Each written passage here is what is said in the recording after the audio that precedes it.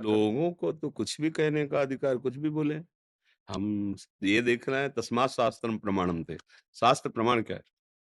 हमारे घर के मालिक हैं, उनसे मिलने के लिए किसी को भी निषेध नहीं। हमारे घर में जो आया है, हमारे घर के मालिक कौन है? प्रियालाल हैं, ठाकुर हैं हमारे। तो हमें तो लगता है सबसे पहले उन्हीं के दर्शन कराने चाहिए।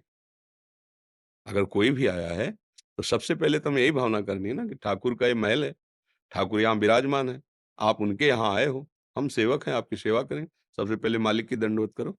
ये कैसे बात हमारी तो समझ में नहीं आई। हाँ, किसी का भाव हो सकता है, अलग हो सकता है। कुछ लोग महाराज जी आते हैं, वो कहते हैं कि कमरा अलग होना चाहिए, भगवान हमारे ऐसे नहीं खुले में नहीं होने चाहिए, पर्दा लगा के रखना चाहिए, वो ऐसा उनका है नहीं। भाव है।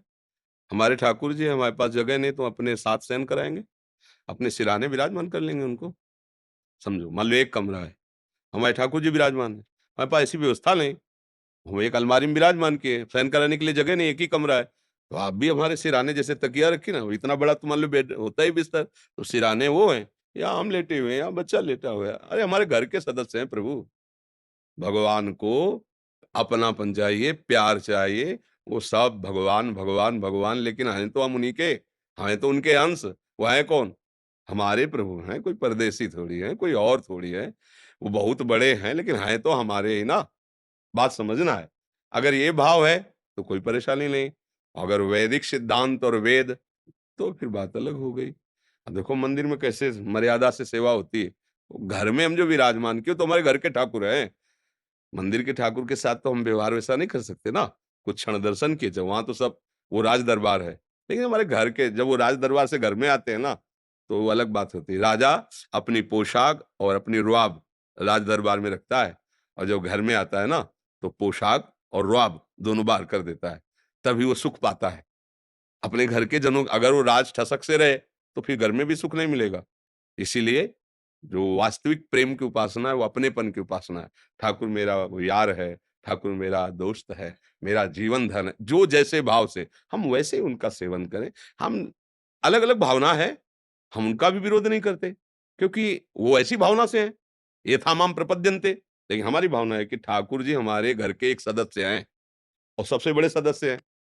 ये घर उनका है, हम सब उनके हैं, तो आया हुआ अतिथि भी उनका है। दर्शन करो, उनकी जूठन पाओ और आनंदित हो, तुम्हारा मंगल हो। हमें क्या डर इस बात से नहीं।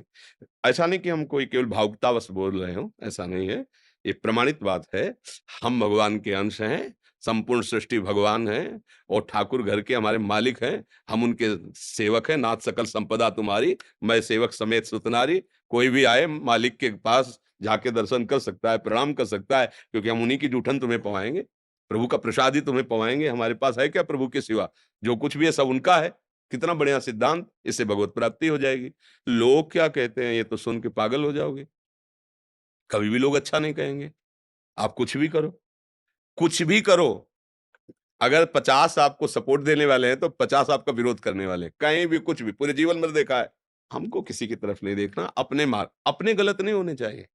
अपना उद्देश्य ठीक है, व्यवहार ठीक है, चरित्र ठीक है, आप जिसको जो कहना कहता रहे। अपना उद्देश्य गलत हो गया तो फिर गड़बड़ हो जाएगा।